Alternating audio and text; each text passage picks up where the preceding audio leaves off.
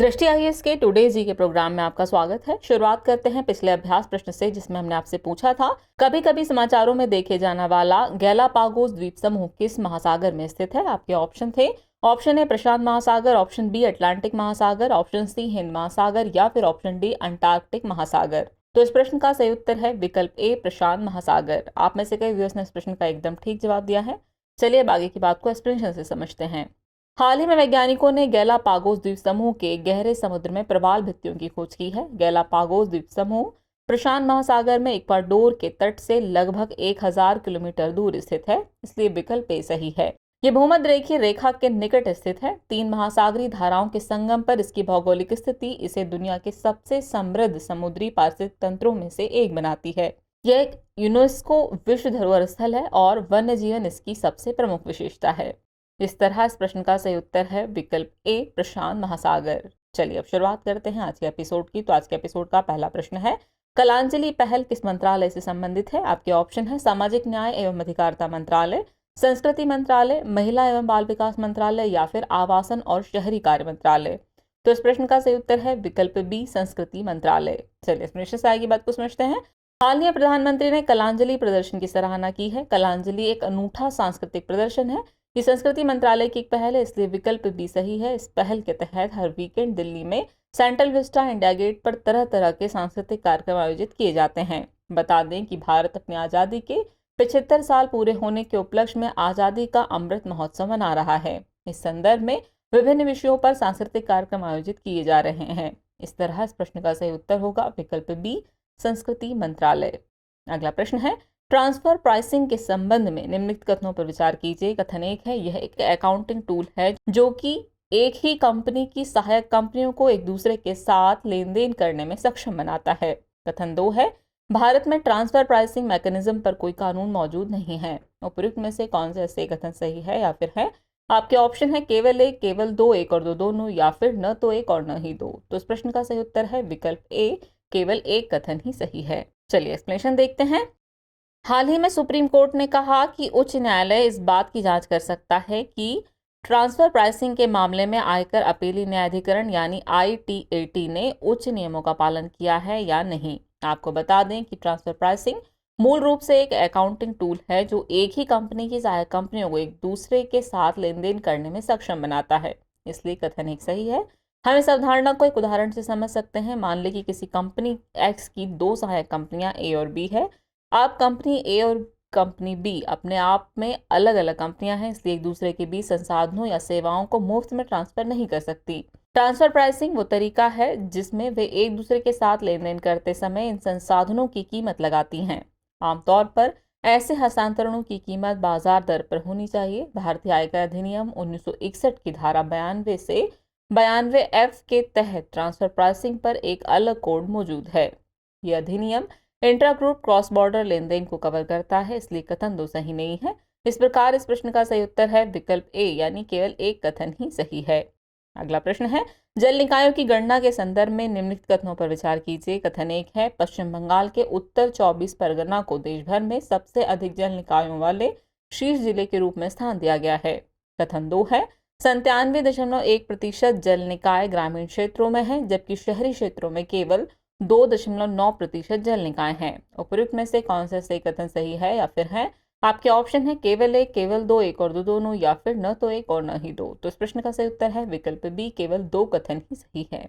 हाल ही में जल शक्ति मंत्रालय ने जल निकायों की पहली गणना रिपोर्ट जारी की। इस रिपोर्ट के मुताबिक पश्चिम बंगाल में सबसे ज्यादा तालाब और जलाशय हैं, जबकि आंध्र प्रदेश में सबसे ज्यादा तालाब हैं। तमिलनाडु में सबसे अधिक झीलें हैं, जबकि महाराष्ट्र जल संरक्षण योजनाओं में अग्रणी राज्य है। पश्चिम बंगाल के दक्षिण 24 परगना को देश भर में सबसे अधिक जल निकायों वाले शीर्ष जिले के रूप में स्थान दिया गया है, इसलिए कथन एक सही नहीं है।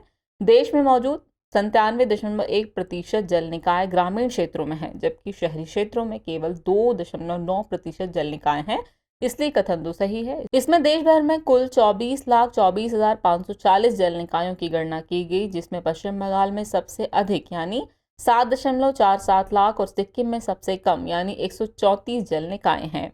इस प्रकार इस प्रश्न का सही उत्तर है विकल्प बी यानी केवल 2 कथन ही सही है। अगला प्रश्न है, लॉजिस्टिक परफॉर्मेंस इंडेक्स किसके द्वारा जारी किया जाता है? आपके ऑप्शन है विश्व व्यापार संगठन, अंतर्राष्ट्रीय श्रमिक संगठन, विश्व बैंक या फिर अंतर्राष्ट्रीय मुद्रा कोष। तो इस प्रश्न का सही उत्तर है विकल्प सी, विश्व बैंक। हाल ही में लॉजिस्टिक परफॉर्मेंस इंडेक्स में भारत ने 6 स्थानों का सुधार किया है। भारत 2023 की इस रैंकिंग में 139 देशों में से 38वें स्थान पर पहुंच गया है। लॉजिस्टिक परफॉर्मेंस इंडेक्स विश्व बैंक द्वारा प्रकाशित किया जाता है, इसलिए विकल्प सी सही है। यह इंडेक्स एक इंटरैक्टिव बेंचमार्किंग टूल है जो देशों को व्यापार रसद पर उनके प्रदर्शन में आने वाली चुनौतियों और अवसरों की पहचान करने में मदद करने के लिए बनाया गया है। इस तरह इस प्रश्न का सही उत्तर है विकल्प सी, विश्व बैंक। नेक्स्ट क्वेश्चन है, लाइफ मूवमेंट के संबंध में निम्नलिखित कथनों पर विचार कीजिए। कथन एक है, ये जलवायु परिवर्तन के प्रतिकूल प्रभावों को कम करने में व्यक्तिगत भागीदारी बढ़ाने के लिए शुरू किया गया था। कथन दो है, इसे UNFCCC की COP25 बैठक में लॉन्च किया गया था। उपयुक्त में से कौन सा सही कथन सही है या फिर है? आपके ऑप्शन है केवल एक, केवल दो, एक और दो दोनों, या फिर न तो एक और न ही दो। तो इस प्रश्न का सही उत्तर है विकल्प ए, यानी केवल एक कथन ही सही है। हाल ही में विश्व पृथ्वी दिवस के अवसर पर पृथ्वी विज्ञान मंत्रालय द्वारा आयोजित एक कार्यक्रम में लाइफ मूवमेंट पर चर्चा हुई। आपको बता दें कि लाइफ का पूरा नाम लाइफस्टाइल फॉर द एनवायरमेंट है। यह मिशन जलवायु परिवर्तन के प्रतिकूल प्रभावों को कम करने में व्यक्तिगत भागीदारी बढ़ाने के लिए शुरू किया गया है, इसलिए कथन एक सही है। भारत ने 2021 में ग्लासगो में संयुक्त राष्ट्र जलवायु परिवर्तन सम्मेलन यानी COP26 में लाइफ मूवमेंट का प्रस्ताव रखा, इसलिए कथन दो सही नहीं है। यह मिशन पर्यावरण के प्रति उत्साही लोगों की एक वैश्विक सेना बनाने की योजना बना रहा है, जिन्हें प्रो प्लेनेट पीपल के रूप में जाना जाएगा। इस प्रकार इस प्रश्न का सही उत्तर है विकल्प ए, यानी कि केवल एक कथन ही सही है। अगला प्रश्न है, हाल ही में चर्चित एशिया पैसिफिक लीडर्स कॉन्क्लेव किससे संबंधित है? आपके ऑप्शन है कोविड-19, डेंगू, मलेरिया या फिर स्वाइन फ्लू। तो इस प्रश्न का सही उत्तर है विकल्प सी, मलेरिया। हाल ही में स्वास्थ्य एवं परिवार कल्याण मंत्रालय ने मलेरिया उन्मूलन पर एशिया पैसिफिक लीडर्स कॉन्क्लेव का आयोजन किया, इसलिए विकल्प सी सही है। यह आयोजन Asia Pacific leaders malaria alliance यानी APLMA अपल्मा के साथ साझेदारी में नई दिल्ली में आयोजित हुआ था। इस कॉन्क्लेव का उद्देश्य 2030 तक मलेरिया उन्मूलन हेतु कार्रवाई को प्रेरित करने के लिए राजनीतिक प्रतिबद्धता की पुष्टि करना है। बताते चलें कि विश्व स्वास्थ्य संगठन यानी WHO की high burden to high impact पहल में शामिल 11 देशों में से केवल भारत ने कोविड-19 महामारी के दौरान मलेरिया के मामलों में गिरावट दर्ज की है। इस तरह इस प्रश्न का सही उत्तर है विकल्प सी, मलेरिया। अगला प्रश्न है, कस्तूरी कॉटन के संदर्भ में निम्नलिखित कथनों पर विचार कीजिए। कथन एक है, cotton corporation of India limited और cotton textile export promotion council ने कस्तूरी कॉटन को बढ़ावा देने के लिए समझौता किया है। कथन दो है, कस्तूरी कॉटन इंडिया ब्रांड को भारत सरकार द्वारा विश्व कपास दिवस 2020 पर लॉन्च किया गया था। उपयुक्त में से कौन सा सही कथन सही है या फिर है? आपके ऑप्शन है केवल एक, केवल दो, एक और दो दोनों, या फिर न तो एक और न ही दो। तो इस प्रश्न का सही उत्तर है विकल्प सी, एक और दो दोनों ही कथन सही हैं। हाल ही में केंद्रीय वस्त्र मंत्री ने कस्तूरी कॉटन इंडिया की ट्रेसेबिलिटी सर्टिफिकेशन और ब्रांडिंग पर परियोजना की प्रगति की समीक्षा की। बता दें कि cotton corporation of India limited और cotton textiles export promotion council ने वैश्विक स्तर पर स्वदेशी ब्रांडेड कपास कस्तूरी कॉटन को बढ़ावा देने के लिए समझौता किया है, इसलिए कथन एक सही है। वस्त्र मंत्रालय ने 7 अक्टूबर 2020 को विश्व कपास दिवस पर कपास के कस्तूरी कॉटन इंडिया ब्रांड की घोषणा की थी, इसलिए कथन दो भी सही है। इसी क्रम में भारतीय कपास को एक ऐसे ब्रांड और लोगों के साथ लॉन्च किया गया जो सफेदी, कोमलता, शुद्धता, चमक और भारतीयता का प्रतिनिधित्व करता है। इस तरह इस प्रश्न का सही उत्तर है विकल्प सी, यानी एक और दो दोनों ही कथन सही हैं। नेक्स्ट क्वेश्चन है, लॉकबीट रैनसमवेयर के संदर्भ में निम्नलिखित कथनों में से कौन से कथन सही हैं? कथन एक है, यह विशेष रूप से एप्पल कंप्यूटरों को लक्षित करने वाला पहला प्रमुख रैनसमवेयर है। कथन दो है, फाइलों को डिस्क्रिप्ट करने के लिए क्रिप्टो करेंसी में भुगतान के अनुरोध के कारण इसे क्रिप्टो वायरस के रूप में वर्गीकृत किया गया है। उपयुक्त में से कौन से ऐसे कथन सही नहीं है या फिर है? आपके ऑप्शन है केवल एक, केवल दो, एक और दो दोनों, या फिर न तो एक और न ही दो। तो इस प्रश्न का सही उत्तर है विकल्प डी, न तो एक और न ही दो। चलिए इस प्रश्न की बात को समझते हैं। हाल ही में साइबर अपराधियों ने MACOS यानी मैक OS उपकरणों को लक्षित करने के लिए डिजाइन किए गए नए रैनसमवेयर एन्क्रिप्टर्स विकसित किए हैं। यह इसे विशेष रूप से एप्पल कंप्यूटरों को लक्षित करने वाला पहला रैनसमवेयर ऑपरेशन बनाता है, इसलिए कथन एक सही है। ये रैनसमवेयर सिस्टम में घुसपैठ करने के साथ महत्वपूर्ण फाइलों को एन्क्रिप्ट करने और उन्हें डिस्क्रिप्ट करने के बदले भुगतान की मांग करने के लिए बनाया गया है। ये डिवाइस पर फाइलों को डिस्क्रिप्ट करने के लिए क्रिप्टो करेंसी में भुगतान के अनुरोध के कारण इसे क्रिप्टो वायरस के रूप में वर्गीकृत किया गया है। इसलिए कथन 2 सही है, यानी इस प्रश्न का सही उत्तर है विकल्प डी, न तो 1 और न ही 2। नेक्स्ट प्रश्न है, अर्बन 20 के संबंध में निम्नलिखित कथनों पर विचार कीजिए। कथन 1 है, यह एक शहरी कूटनीतिक पहल है जो G20 सदस्य देशों के शहरों को एक साथ लाती है। कथन 2 है, इस वर्ष इसकी अध्यक्षता अहमदाबाद शहर द्वारा की गई। उपयुक्त में से कौन सा सही कथन सही है, या फिर है आपके ऑप्शन है केवल 1, केवल 2, 1 और 2 दोनों, या फिर न तो 1 और न ही 2। तो इस प्रश्न का सही उत्तर है विकल्प सी, 1 और 2 दोनों ही कथन सही हैं। हाल ही में बेंगलुरु ने शहरों में जलवायु कार्रवाई की मुख्यधारा पर एक सम्मेलन की मेजबानी की। यह सम्मेलन अर्बन 20 यानी U20 के अंतर्गत भारत की G20 अध्यक्षता के दौरान आयोजित कार्यक्रमों की एक श्रृंखला का हिस्सा था। बता दें कि अर्बन 20 एक शहरी कूटनीतिक पहल है जो वैश्विक आर्थिक, जलवायु और विकास के मुद्दों पर चर्चा करने के लिए G20 सदस्य देशों के शहरों को एक मंच पर लाती है। इसलिए कथन 1 सही है।